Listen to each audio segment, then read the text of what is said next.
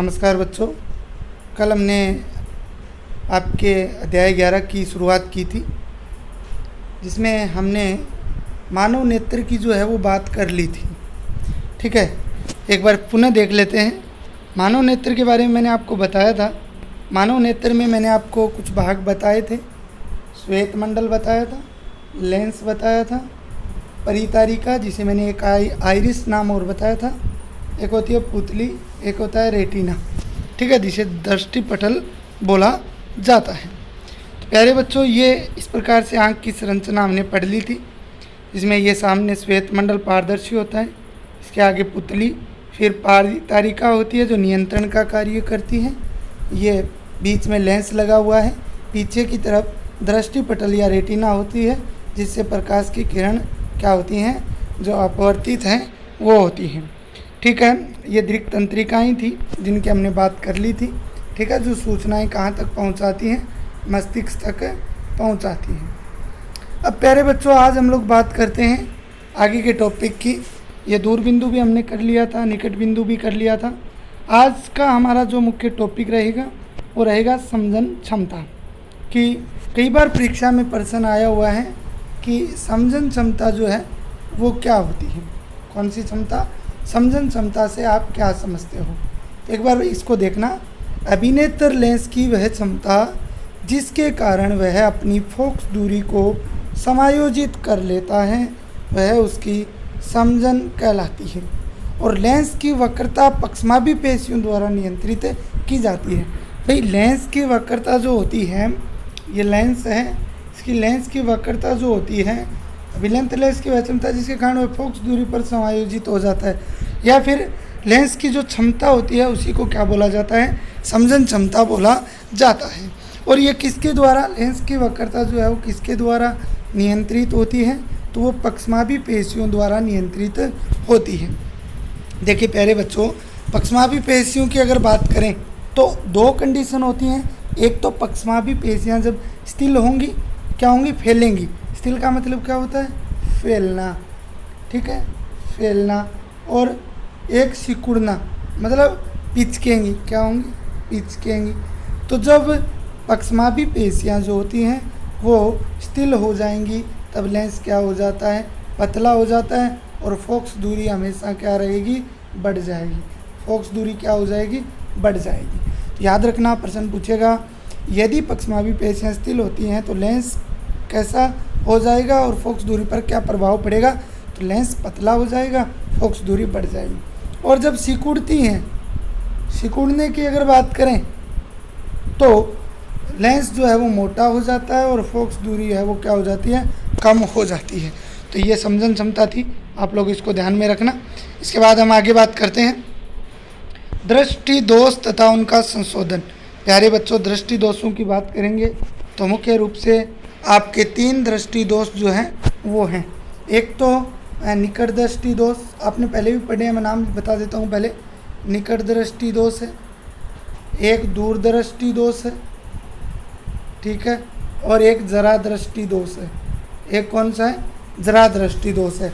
इस प्रकार आपके 3 जो हैं वो दोष हैं।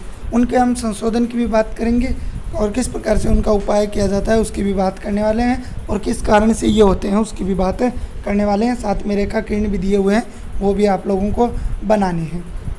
तो देखिए प्यारे बच्चों, मोतियाबिंद की बात करते हैं तो अधिक उम्र के कुछ व्यक्तियों के नेत्र का जो लेंस होता है वो दूधिया या धुंधला हो जाता है। जैसे जैसे उम्र बढ़ती जाती है, जैसे जैसे उम्र बढ़ती जाती है तो जो क्रिस्टलीय लेंस होता है वो दूधिया या क्या हो जाता है? धुंधला हो जाता है, और जिसके कारण उस स्थिति को ही क्या बोला जाता है? मोतियाबिंद कहा जाता है। इसके कारण नेत्र की दृष्टि में कमी या फिर जो दृष्टि है वो पूर्णतया क्या हो जाती है? क्षय हो जाती है। मोतियाबिंद के इलाज की अगर बात करें तो शल्य चिकित्सा के बाद जो है वो दृष्टि को वापस लौटाना संभव होता है, वरना नहीं हो पाता है। तो मोतियाबिंद क्या होता है आपको समझ में आ गया होगा। उम्र के साथ साथ क्रिस्टल लेंस का दूधिया या धुंधला होना मोतियाबिंद कहलाता है। उपाय शल्य चिकित्सा के द्वारा लेंस को चेंज करना। लेंस को क्या करना? चेंज करना। जो लेंस है उसको चेंज करवाया जाता है। लेंस को क्या करवाया जाता है?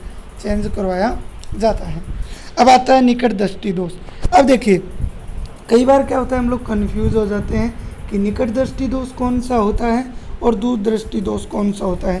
प्यारे बच्चों, आप लोगों को एक बात ध्यान में रखनी है और आप लोगों का गलत नहीं होगा। जो नाम दिया हुआ है निकट दृष्टि दोष, उसमें जो नाम दिया हुआ है वो तो हमें दिखेगा। जैसे निकट दृष्टि दोष नाम दिया हुआ है, कौन सा, निकट दृष्टि दोष नाम दिया हुआ है, तो हमें निकट की वस्तु तो स्पष्ट दिखाई देंगी लेकिन दूर की वस्तु दिखाई नहीं देंगी। आपको सिर्फ और सिर्फ उल्टा सोचना है। कई बार क्या होता है, निकट दृष्टि दोष में हम कराते हैं कि निकट का दिखाई नहीं देता है, तो वो गलत हो जाएगा। निकट दृष्टि दोष में पास का तो दिखाई देता है, निकट का तो बिल्कुल साफ दिखाई देता है, लेकिन दूर का दिखाई जो है वो नहीं देता है। ये देखिए इस दोष में व्यक्ति को निकट रखी वस्तुओं को तो स्पष्ट देखा जा सकता है, परंतु दूर रखी वस्तुओं को स्पष्ट नहीं देखा जा सकता। अब ऐसे दोष युक्त व्यक्ति का जो दूर बिंदु बनता है, क्या बनता है, दूर बिंदु, वो अनंत पर न बनकर नेत्र के पास आ जाता है। कहाँ पर न बनकर, दूर बिंदु पर बनेगा तभी तो हम दूर की वस्तु को देख पाएंगे, लेकिन वो दूर बिंदु पर न बन के नेत्र के पास बन जाता है, जिसके कारण दिखाई नहीं देता है।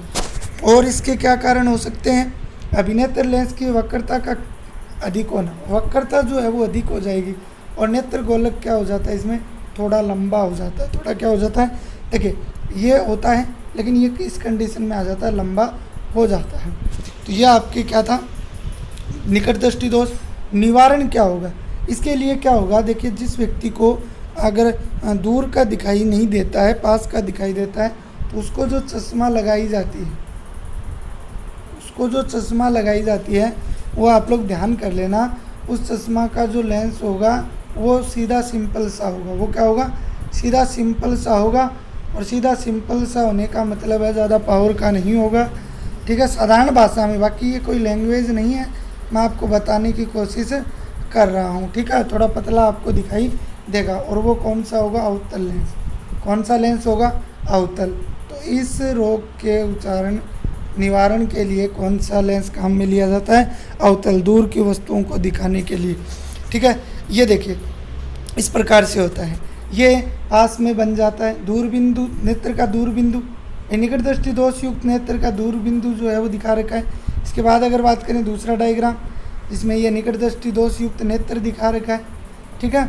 अब बात करें, अगर हम लेंस लगा देते हैं तो अवतल लेंस हमने पढ़ा था, तो वो ऐसा ही तो होता है, बीच में से पतला, किनारों से मोटा, उसे अवतल लेंस बोलते हैं। तो ये अवतल लेंस अगर चश्मा हम लगा लेते हैं तो हमारा जो बिंदु है, दूर बिंदु, वो बनेगा और अच्छी तरह से दिखाई देने लग जाएगा। तो ये आपका कौन सा था, निकट दृष्टि दोष था। इसके बाद में दीर्घ दृष्टि दोष, या इसको आप लिख लेना दूर दृष्टि दोष। क्या लिखोगे, दूर दृष्टि दोष, ठीक है। मैं इसको काट के कर दूंगा सही, दूर दृष्टि दोष। अब दूर दृष्टि दोष में आपको क्या याद रखना है, आपको याद ये रखना है, दूर की वस्तु तो हमें स्पष्ट दिखाई देगी लेकिन पास की वस्तु हमें दिखाई नहीं देगी। तो ऐसे दोष को दूर दृष्टि दोष कहा जाता है। जैसे अगर बात करें तो व्यक्ति का निकटतम बिंदु जो है वो 25 सेंटीमीटर से दूर हट जाता है। मैंने कहा था ना सुदृष्टि, कल बताया था ना, सुदृष्टि 25 सेंटीमीटर तक होती है, तो इससे दूर हट जाता है। इससे क्या हो जाता है, दूर हट जाता है, जिसके कारण क्या है, जो पास की वस्तु है वो दिखाई नहीं देती है, जबकि दूर की वस्तु तो अच्छी तरह से दिखाई देती है। ओके, इसके बाद में बात करते हैं इसके कारण की। तो जो लेंस की फोकस दूरी है वो अत्यधिक हो जाती है और नेत्र गोलक जो है वो छोटा होने लगता है। देखिए नेत्र गोलक जो है वो छोटा होने लगता है। और निवारण के लिए हम उत्तल लेंस जो बीच में से मोटा और किनारों से क्या होता है, पतला होता है, किनारों से पतला और बीच में से क्या होता है, मोटा, उसको काम में लेते हैं और वो कौन सा होता है, उत्तल लेंस होता है। ये इस प्रकार से डायग्राम दे रखा है जब निकट बिंदु के रूप में। और इसके बाद में अगर बात करें निवारण के बाद में अगर बात करते हैं, ये देखिए ये यहाँ बन जाता है, यहाँ बन जाता है, ठीक है। अब निवारण की अगर बात करें तो इसमें ये लेंस जब हम लोग लगा देते हैं तो अच्छी तरह से देखिए इसमें एक और बात ध्यान में रखना, इसमें आपके ज़्यादा तो नहीं दे रखा। जब दृष्टि ऊपर वाले में आते हैं, पहले देखिए हमेशा ही दूर का हमें कब, निकट का हमें कब दिखाई देगा, या चाहे दूर का हो निकट का हो, वो जब इस ये लास्ट ये भाग कौन सा है, ये दृष्टि पटल है, जिसे हमने कल क्या बोला था, रेटिना। जब इस पर ही किरण जाएंगी, फोकसित होंगी, तभी वो क्या कर पाएगा, डायग्राम बना पाएगा, हमें वस्तु दिखाई दे पाएगी। लेकिन इसमें आप लोग ध्यान से देखिए, यहाँ नहीं बन रहा ना, यहाँ बन रहा है इसके आगे, तो स्पष्ट वस्तु दिखाई नहीं देगी। अब देखिए हमने अवतल लेंस लिया तो ये सही बना, तो ये क्या हुआ, सही बना, किस पे बना, रेटिना पर बना। वही कंडीशन यहाँ पे रहेगी। ये देखिए यहाँ पे तो ठीक है, इसमें देखिए जब दूरदृष्टि दोष से युक्त होते हैं तो ये पीछे की तरफ बनता है, न कि रेटिना पर। बनना कहाँ चाहिए, इस रेटिना पर बनना चाहिए, दृष्टि पटल पर, लेकिन यहाँ नहीं बन रहा है। लेकिन जब हम क्या लगा देते हैं, उत्तल दर्पण लगा देते हैं, कौन सा, उत्तल दर्पण लगा देते हैं, तो ये दृष्टि पटल पर बनेगा और पास की वस्तु हमें दिखाई देने लग जाएगी। ये हो गया।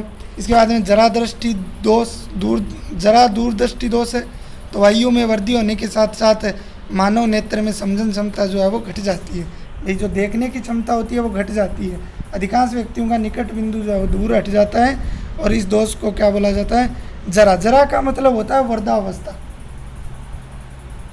ठीक है ना। तो ये ज़्यादा समस्या जो है वो वृद्धावस्था में आती है। कौन सी अवस्था में आती है, वृद्धावस्था में आती है। ओके, इसके कारण की बात करें तो पक्षमापी पेशियाँ धीरे धीरे दुर्बल होने तथा क्रिस्टलीय लेंस लचीलेपन में कमी आने के कारण ये होता है।